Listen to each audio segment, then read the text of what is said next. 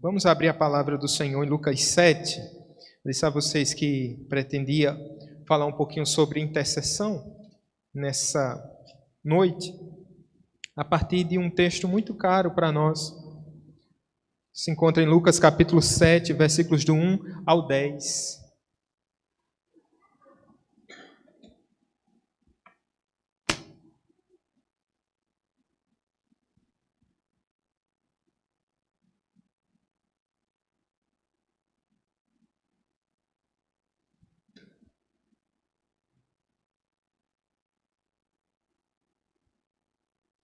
Diz assim, vou ler em outra versão aqui, a nova versão Almeida.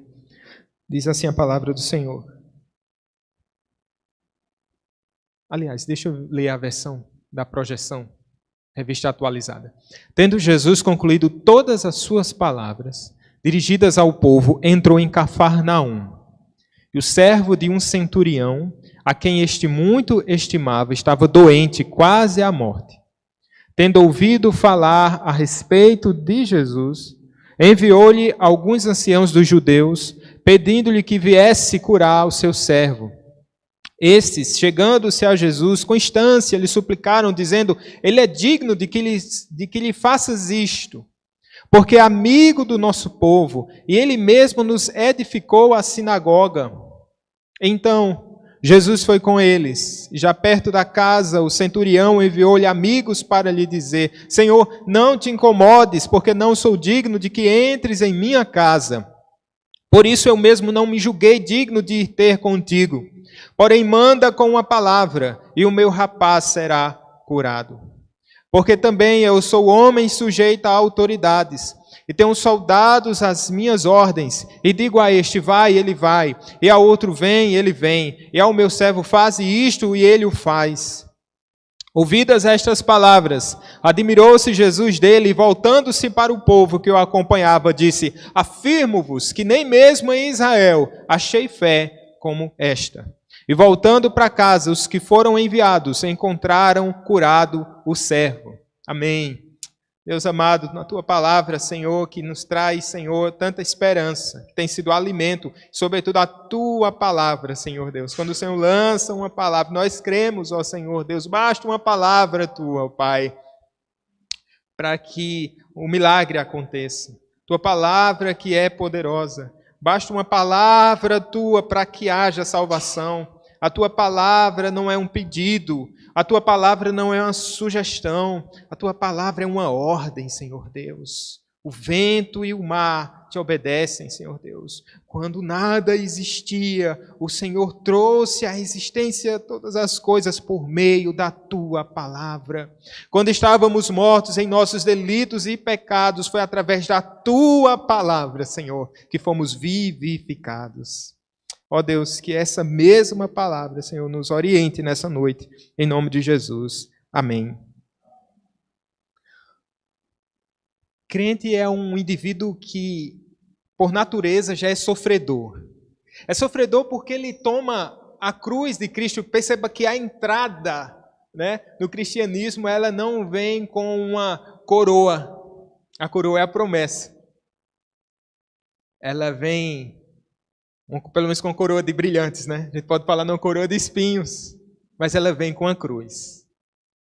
O crente já é um indivíduo sofredor por natureza, mas tem uma qualidade, uma classe entre os cristãos que são mais sofredores do que os cristãos, que são aqueles que intercedem pelos outros.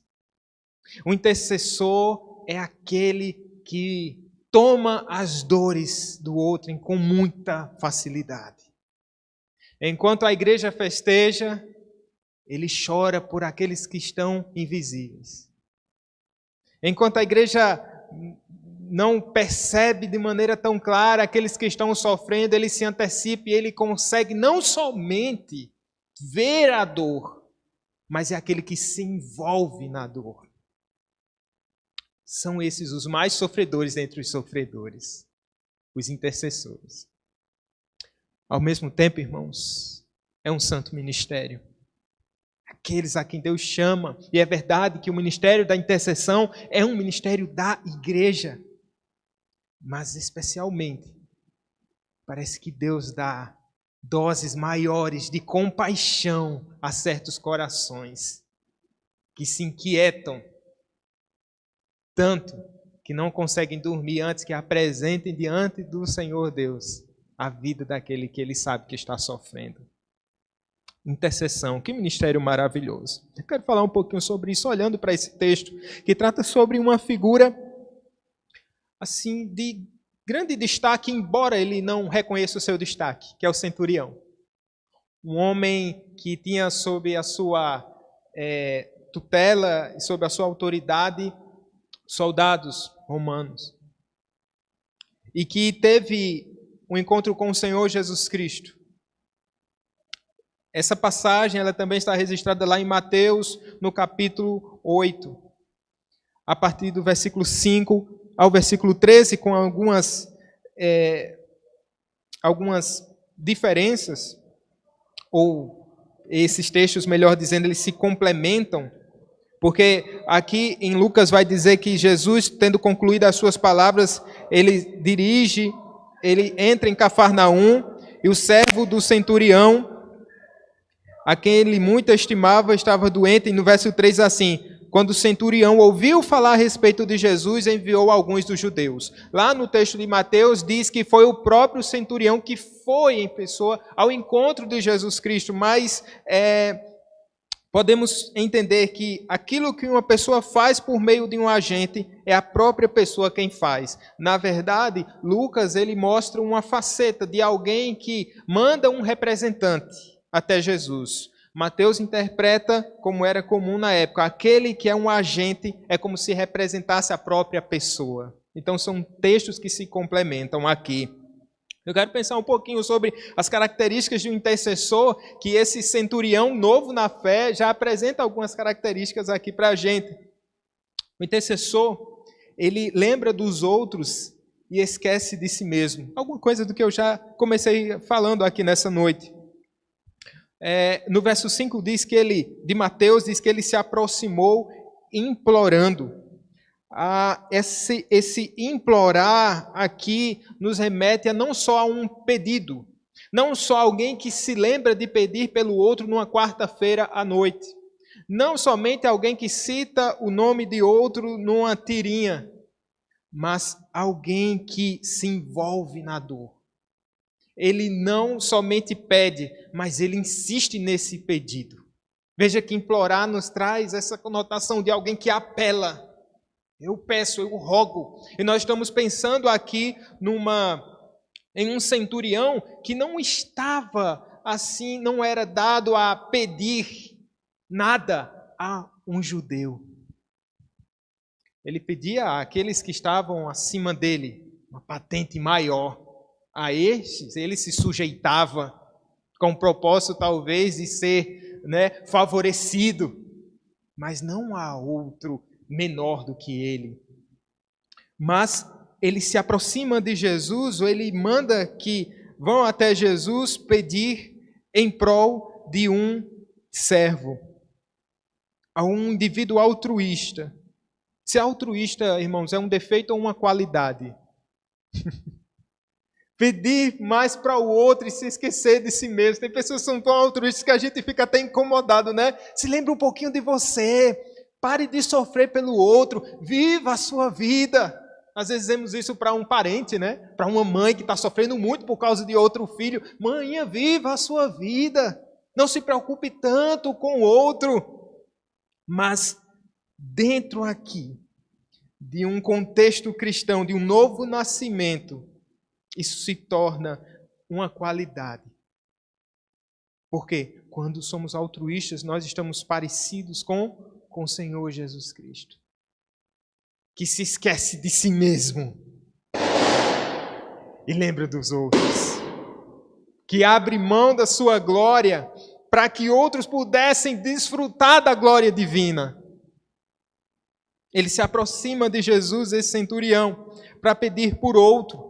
E veja que ele conseguiu, por assim dizer, chamar a atenção de Jesus, e ele estava diante do Deus Todo-Poderoso que podia lhe prover qualquer coisa, segundo a sua vontade.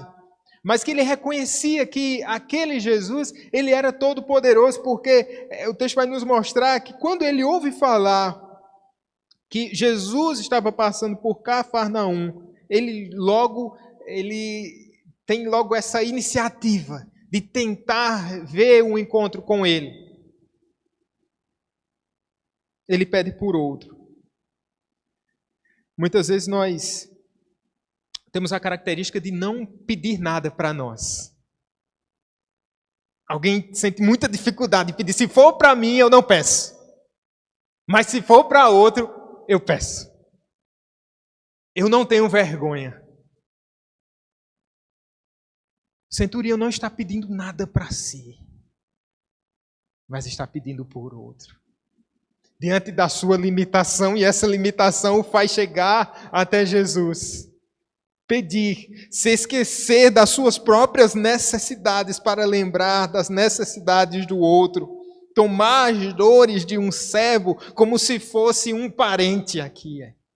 Um servo. Alguém para a sociedade da época descartável. Alguém que estava moribundo, alguém que estava enfermo, alguém que não podia mais, em termos qualitativos, oferecer nada para o centurião.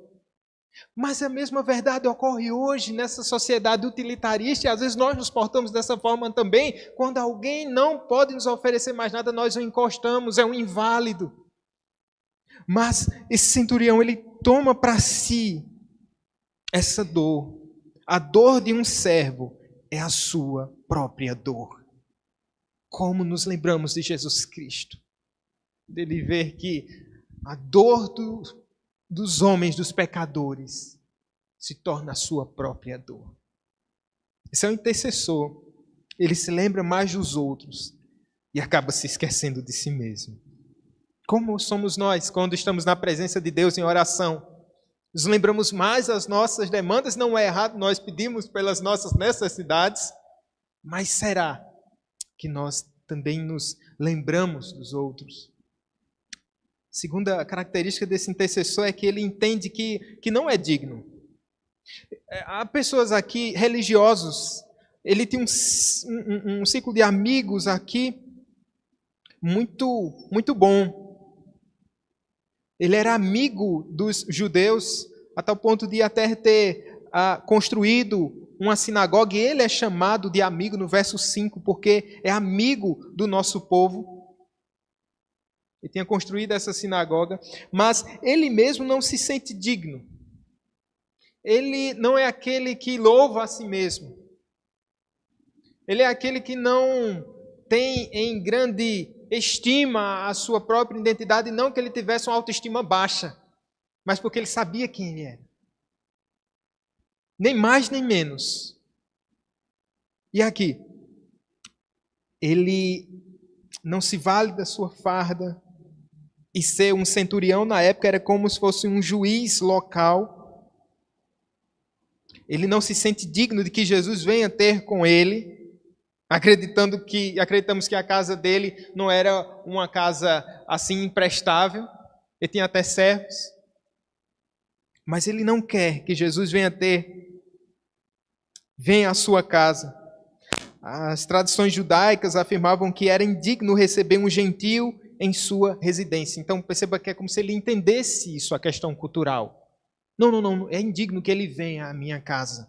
Mas ele não se sente ofendido pelo fato dos judeus terem esse tipo de comportamento para com ele. Não. Mas ele mesmo não se sente digno. Ninguém é capaz de nos humilhar, irmãos, se nós já estivermos humilhados. Nós não vamos nos abater se nós mesmos já entendemos qual é o nosso lugar. Perceba que nós nos ofendemos com um comentário alheio, nós nos minimizamos ou nos sentimos mal quando alguém fala de nós, e isso é um indício de que nós estamos nos achando muita coisa. Mas se nós já sabemos quem somos e ficamos tranquilos com essa posição, sabemos quem nós somos em Cristo Jesus, os comentários, as ofensas, os insultos, eles não vão nos tocar de maneira tão efetiva quando como pensamos que estamos assim.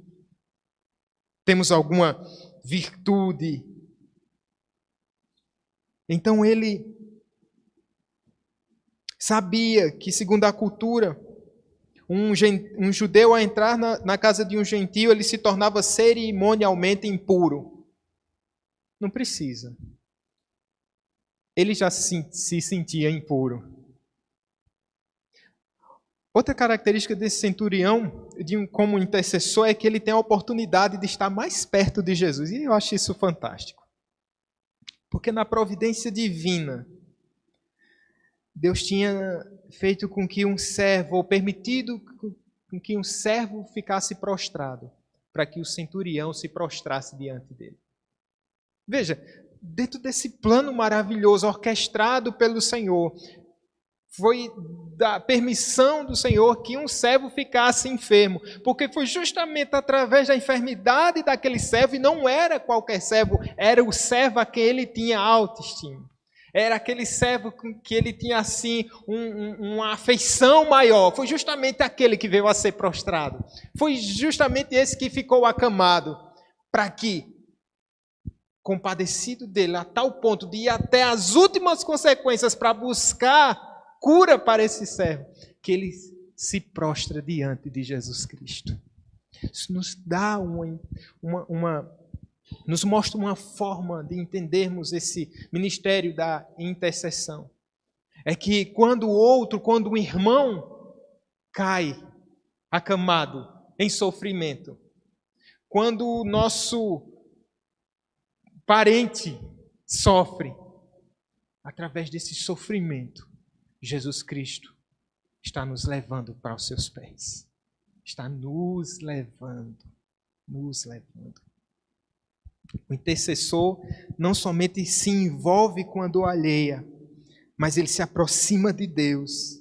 E quanto mais ele se aproxima de Deus, mais ele vai sentir a dor do próximo. E quanto mais ele sente a dor do próximo, mais ele se aproxima de Deus. Então isso é um ciclo espiral gracioso. Porque quanto mais perto de Deus, mais ele sente apto, mais ele sente a dor do outro. Meus irmãos,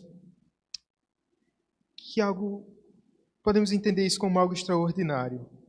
Estar mais perto de Jesus, por meio da dor que nós, se pudéssemos, evitaríamos. Não queríamos naturalmente que um irmão sofresse, mas ele sofre. Mas Deus se utiliza desse sofrimento para que a igreja cresça em comunhão e para que a gente se aproxime do Senhor Deus. Outra característica do intercessor, outra virtude, é que ele tem a oportunidade de ver mais milagres de Jesus. Algo muito curioso aqui nesse texto é no verso 9, que diz assim: ao ouvir estas palavras, Jesus ficou... Veja aí se vocês acham essa palavra.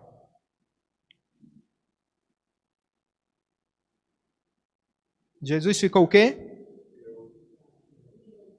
Ficou admirado, admirou-se. Essa mesma expressão, esse mesmo termo aparece lá em Marcos, no capítulo 6, quando Jesus, entre os seus, ele não faz muitos milagres ali, por causa da incredulidade. Diz lá o texto que Jesus se admirou com a incredulidade.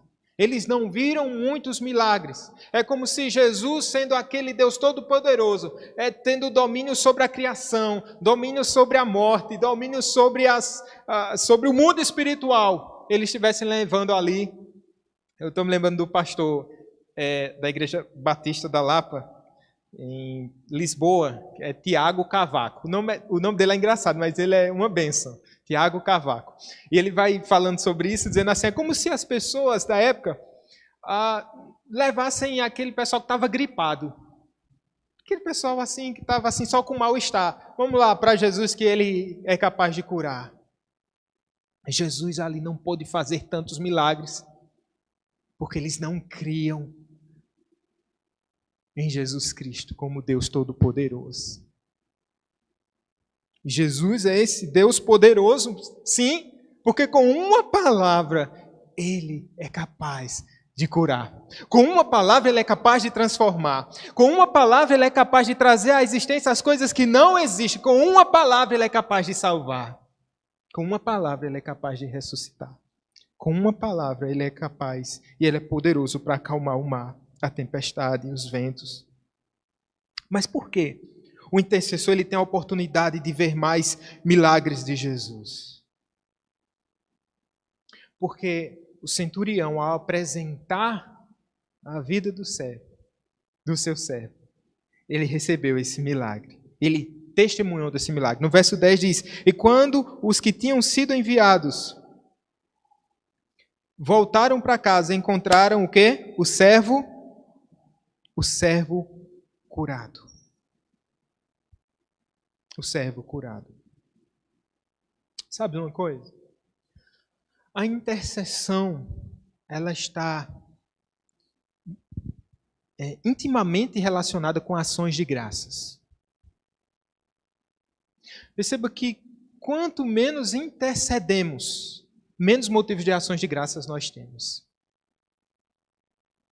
Mas quanto mais intercedemos, mais motivos de ações de graças nós temos.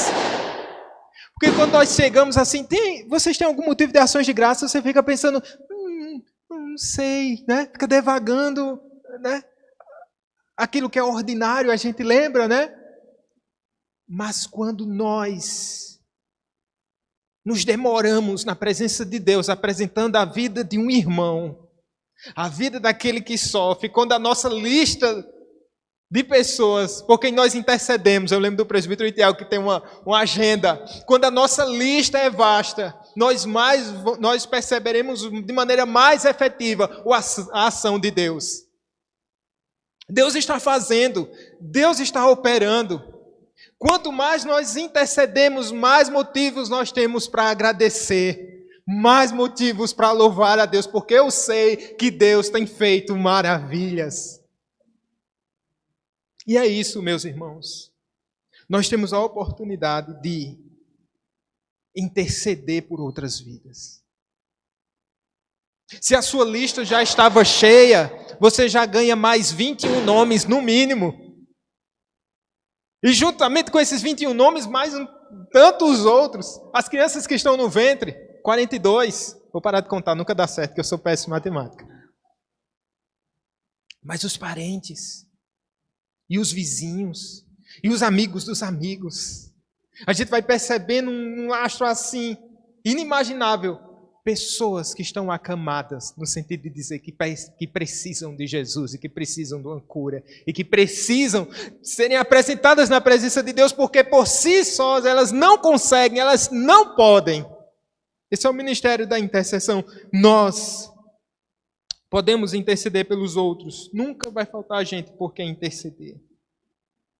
Mas nós só fazemos isso porque um dia,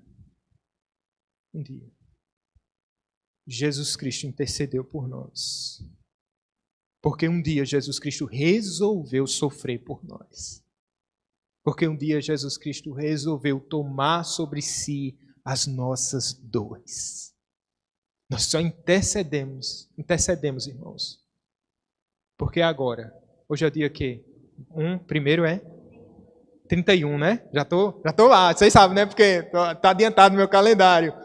Dia 31 de maio, às 8h04, Jesus Cristo está intercedendo por nós. Ele vive para isso.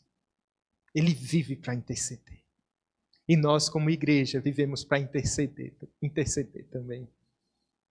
Apresentar diante do Senhor aqueles que sofrem. Porque o nosso nome está continuamente na presença do Senhor Jesus Cristo. Amém. Vamos orar, queridos. Senhor Deus, muito obrigado, Senhor, por aqueles que sofrem.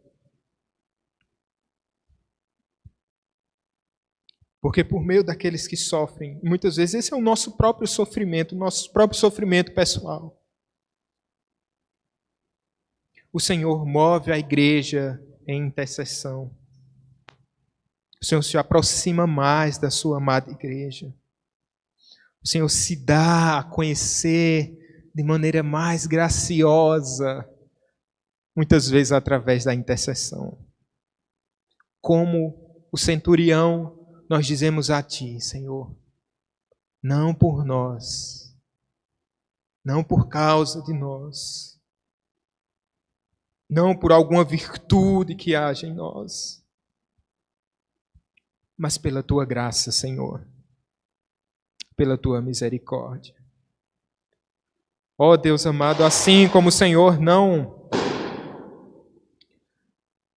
resistiu a se aproximar da gente, que possamos nos aproximar, Senhor, e nos envolvermos na vida de tantos que chegarão aqui, nessa igreja, nesse final de semana. E há tantos que se aproximarão, Senhor, de nós e da igreja durante a nossa vida, durante a nossa peregrinação. Nós te louvamos, Pai. Nós te bendizemos por tudo, em nome de Jesus. Ó Santo Intercessor. Amém. Amém, meus irmãos. Deus abençoe você que está na sua casa.